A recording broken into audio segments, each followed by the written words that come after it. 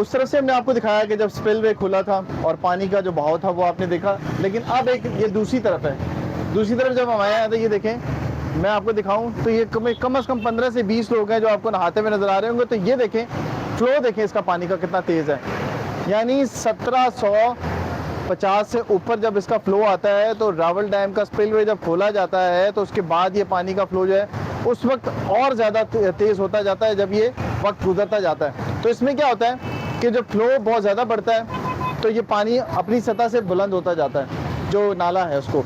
तो उसके बाद जब ये स्पिलवे खोला जाता है तो ये सूरत हाल होती है।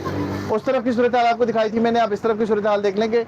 दोनों जगह में आपको लोग खिलाफ वर्जी करते हुए नजर आएंगे। कई दफ़ा यहाँ पे एक्सीडेंट्स भी हो जाते हैं, लोग अपनी गाड़ियाँ खड़ी करते हैं, बाइक्स खड़ी करते हैं, मोबाइल निकालते हैं, वीडियोस बनानी शुरू करते हैं, वहाँ से भी बनानी शुरू करते हैं, यहाँ से भी बनानी शुरू करते हैं। तो ये इलाका जो है ये एक तरह से बॉटल नेक है और यहाँ से सड़क जो है वो पतली हो जाती है।